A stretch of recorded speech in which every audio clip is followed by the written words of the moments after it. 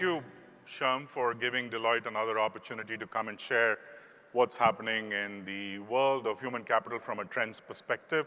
This is the third time we're doing this in partnership with SHRM at this event, and this is the 8th edition of our study. Every year, we study what's going to happen over the coming year. So this is not a looking back study, this is a looking forward study.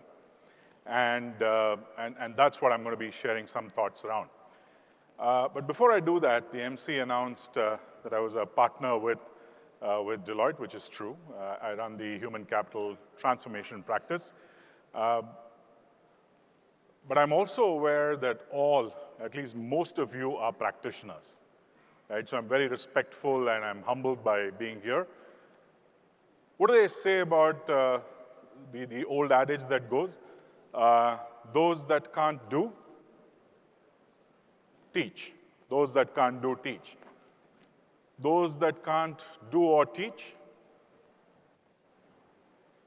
those that can't do or teach, consult. Those that can't do or teach or consult, become partners at consulting firms. So that's where I stand, backed by a whole lot of data that we've got to share with you.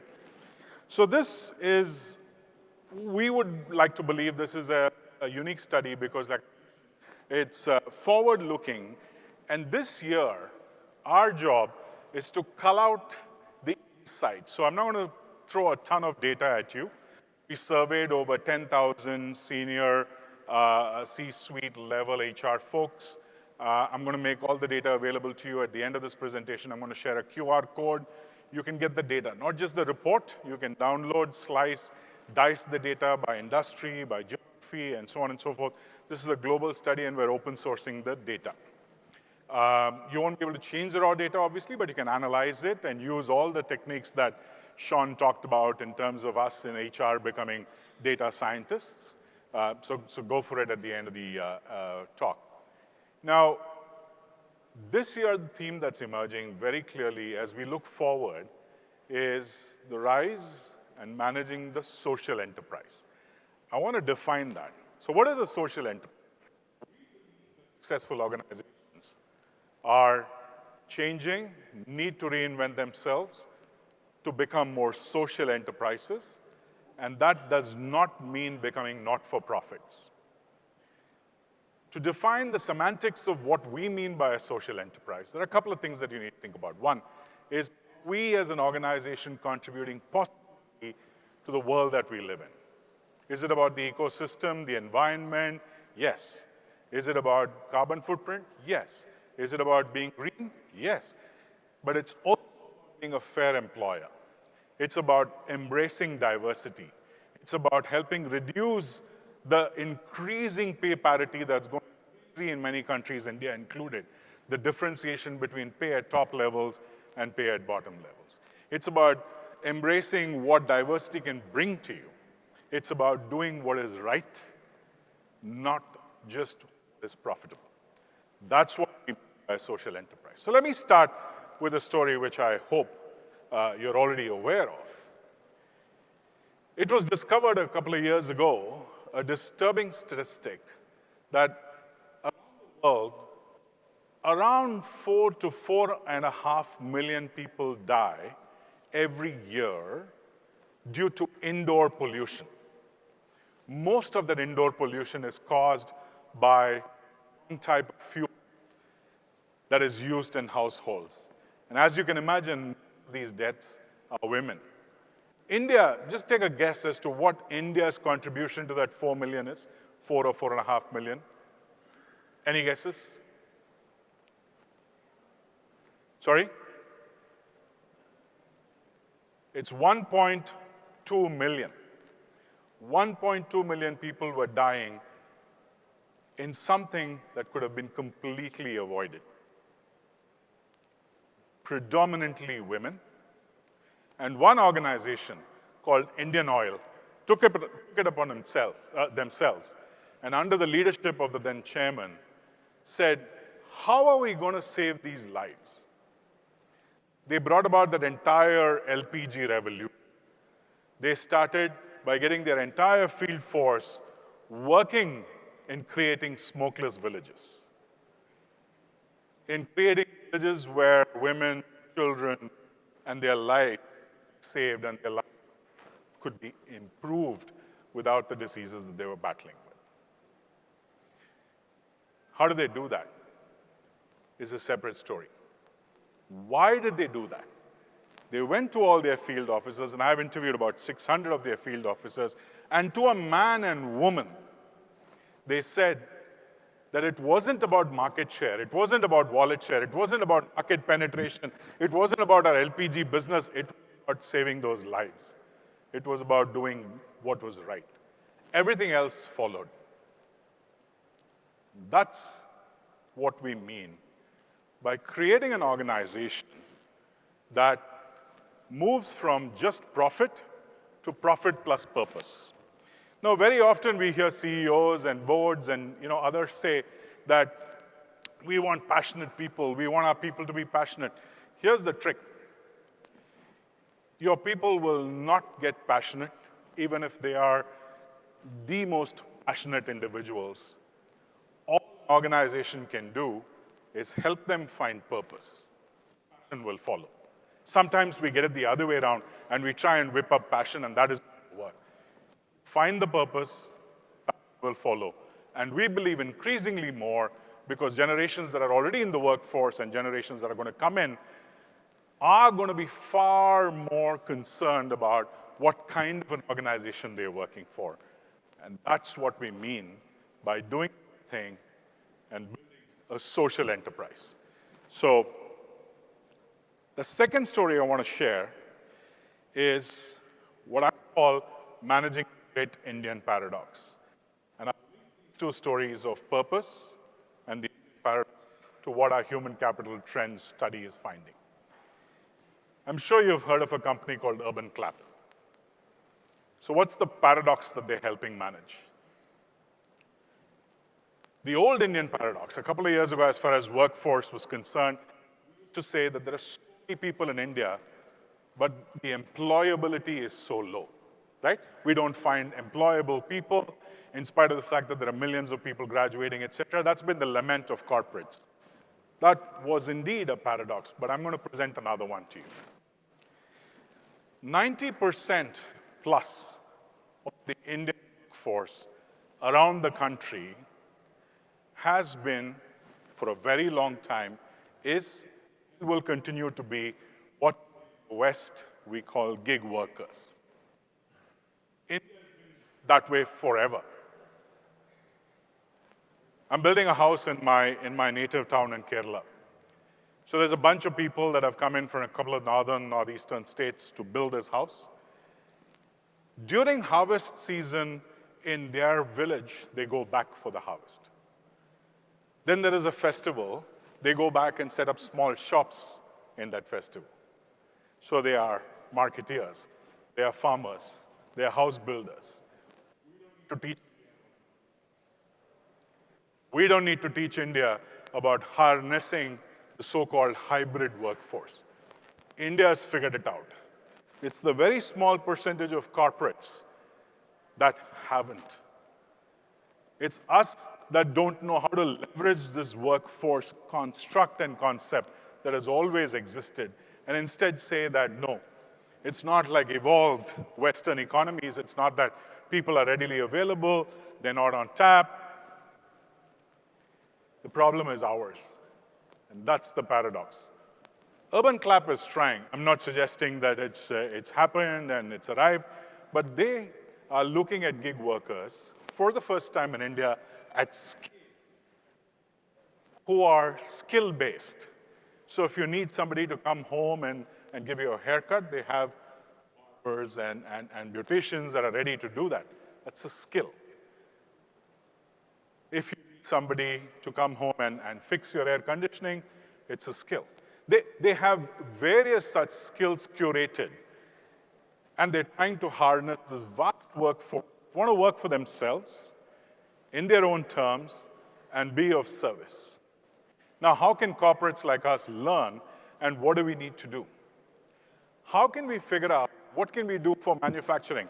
I hear some of you already thinking, no, that's easy for air conditioning, maintenance and water washing, but how do I get that guy to manufacture it when I need it and at scale? It's possible. It's up to us to figure out how, as HR professionals, we're going to manage that supply chain of employees. And the paradox is this: while the so-called organized sector has been doing it for years and years, the so-called organized sector need to figure that out. And the second thing is it's not just skill, because they need to be instantly switched into the culture of the organization, the values of the organization, which will require, therefore, a very, very different kind of lead. Yesterday, in a session in the evening, we hosted the Chief Electoral Officer of Andhra Pradesh. There is nothing bigger in this country that happens than the way the elections are organized. 900 million registered voters.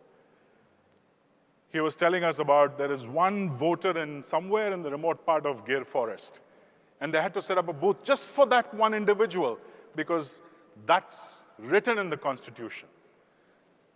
3 lakh employees just in Telangana state alone. 3 lakh employees. These are not permanent electoral office employees.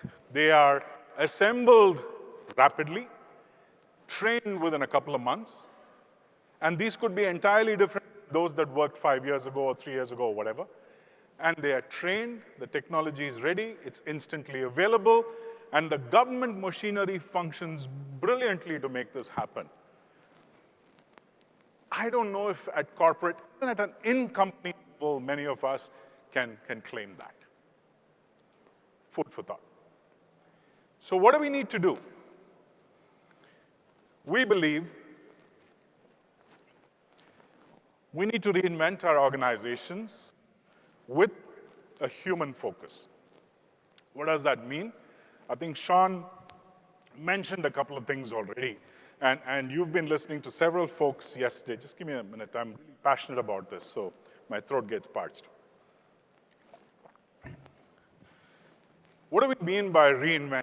This is not the time to clip at the end. This is not the classic, let's just quickly tweak and see what happens. We have to fundamentally realign and reinvent our organization so that there is a core purpose that can align with our employees, and going beyond purpose, giving their entire job and therefore their life meaning.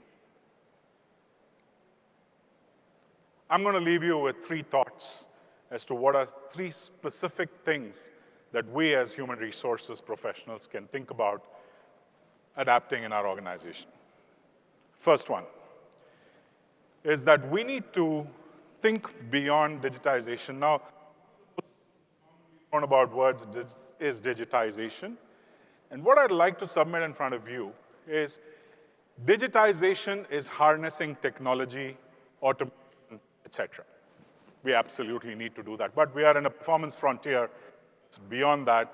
And we would encourage you very strongly to go back to your organizations and think about digitalization. Creating a digital organization is something that is reinventing, refocusing itself, and it's not simply about how can I do whatever I do now, faster, better, cheaper. That's digitization. But how can I completely recreate my organization? Will technology play a part? Absolutely. It plays a very critical part, but that's not the be-all and end-all of it. Data science, for instance. Data availability or veracity, there was a lady that asked that question about data veracity. How do I know whether it's correct? That's part of the issue. But data interpretation and garnering the insights, that's far more critical than getting submerged in a tsunami of data. Digitization to digitalization. Number 2, we talk about employee experience. A few years ago, I think it started somewhere in the US, as many of these things do, where we said we have to give our employees customer-grade experience, which means how to attract and retain customers. Let's take those principles and let's try and apply them to employee experience. Here we submit to you that it's time to take it to the next level. It's not about employee experience alone.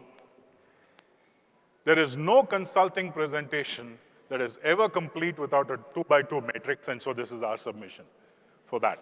All right, so on the x-axis is organization-led, which is top-down. On the extreme is employee-led, which is bottom-up. On the y-axis, it's personal and professional, which is the work and the individual. Now, where most of us operate is around here. We're talking about employee engagement. How can I engage the employee more? How can I drive them to sort of belong to the company?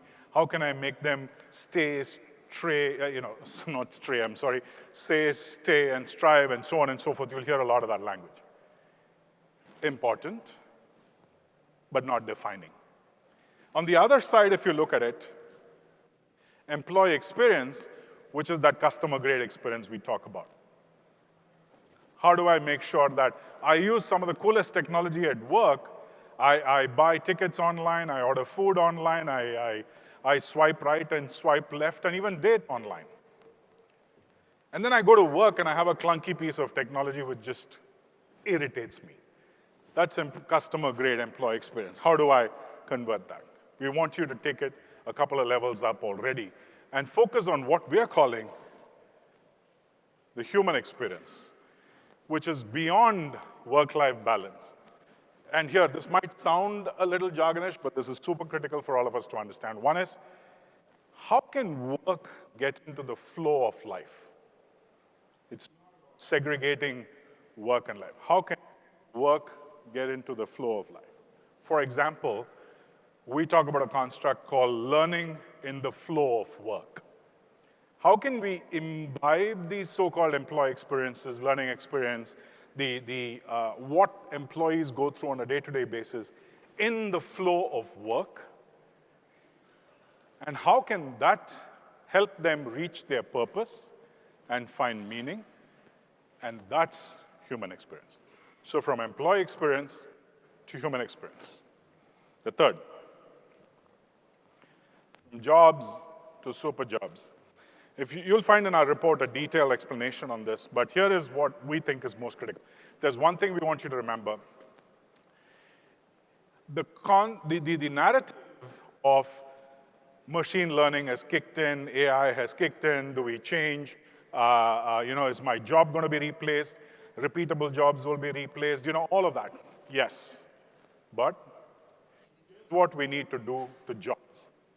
We need to junk the ancient job evaluation type of approach of sizing and describing a job, and instead say that what is a role, what is a job, how can I imbibe principles of machine learning, AI, and super technology into it, create a super job?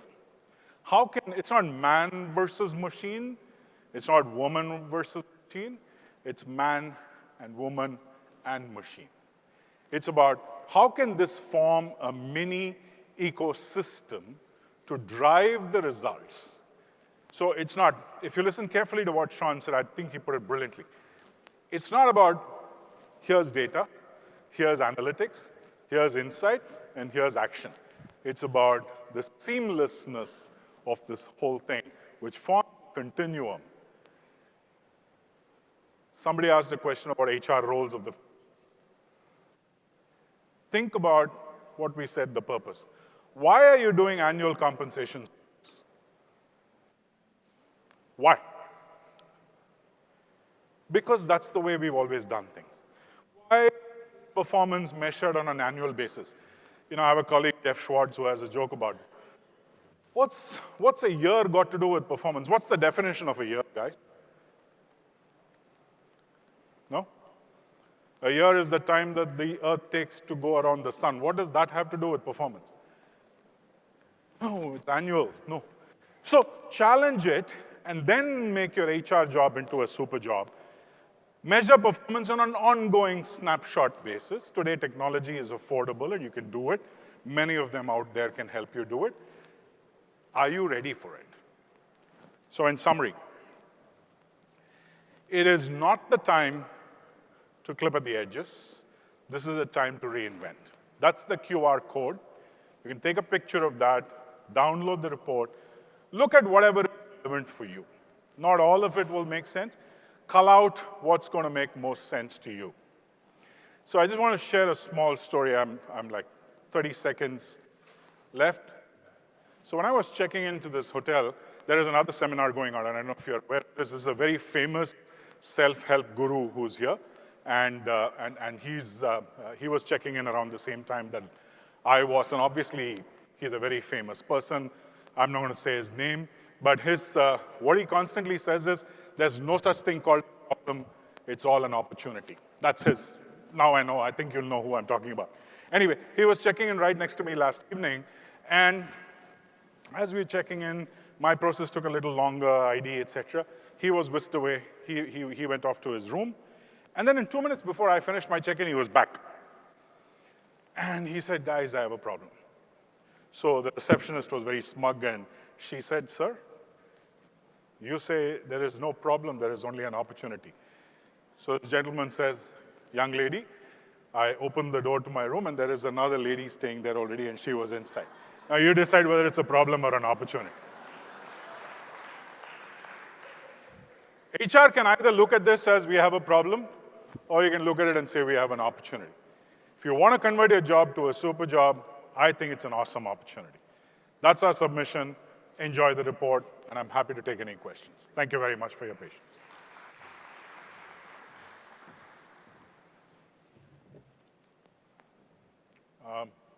Do we have time for questions, or you want me to? Yeah?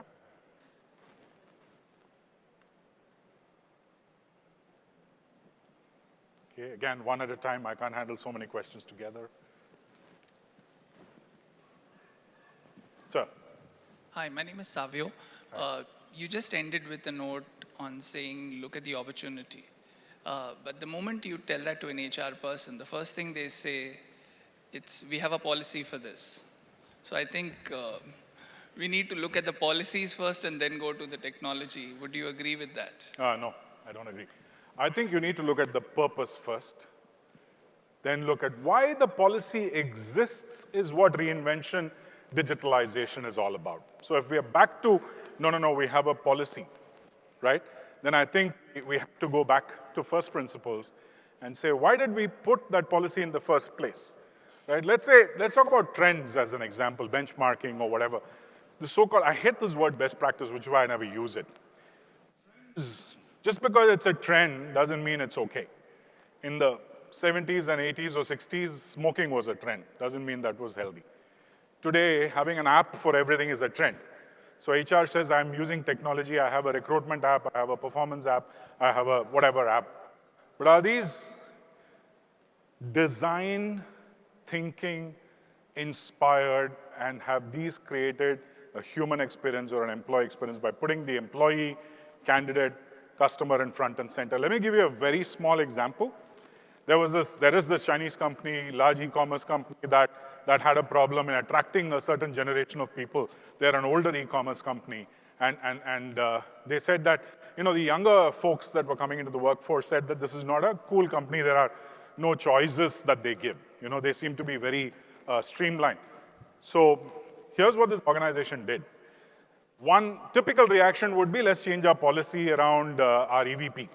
Let's go to town and say, no, we are a very flexible organization and we offer choice. And they didn't do that. Instead, they did the best thing, they hired us. And the second best thing is they created this whole experience for the candidate. Right from the time you apply, you go to their website, mobile or static or whatever, and you have 5 choices of application forms to fill, which is you can just give your name and qualification and what job you're applying for, or you can give a detailed 4-page application form and fill in every single thing that you've ever done, and all those choices in between. Then once your application gets shortlisted, you have to take a test. Every other company would give you a test, your choice of 5 tests. If you're arithmetically inclined, you can take that test. If your logic is stronger, then you can take that test. And you can take some samples to see where you'd be better at, because they want to find out what you know. Once you clear the test, we would schedule an interview saying, show up on Monday morning at o'clock. Instead, they say, show up on Monday morning at 9, or Tuesday afternoon at 3, or Thursday evening at 5, or you give us your top 3 choices when you're available. We'll work around your schedule. You come for the interview, and I can go on and on. I was talking about this with an Indian organization, a promoter led one, a couple of days ago, and he told me, so then after the person joins, will they say, you want this manager or you want that manager? And he laughed, and I said, yes. They give you a 30-day trial with a team. If that chemistry doesn't work, you can move on to another 30-day trial with another team. One is to say that our policy is to change the EVP. The other is to go back to the purpose and create that experience and harness what technology can do for you. These are not new ideas. These ideas have existed for a long time. However, the newness is the fact that technology today can afford you to do this without breaking the bank. I don't know if that helps, but I think that it's a performance frontier that we need to look at beyond policy before anything becomes policy. Sir. Hi, Anand. Morning. You see, mundane jobs are being taken over by automation. And the new jobs that are coming up are more in the highly super skilled niche areas. The bulk of the population is currently engaged in mundane jobs. Do you see that a challenge in the balance of how these jobs will pan out? As well as, can we expect, or is it even right to expect that the average human being will be able to learn these super specialized skills? Okay. 2 questions in that. Let me answer the second one. Can the average human being learn these super skills? I think if the organization got out of the average human being's way, they are way more resilient than we give them credit for.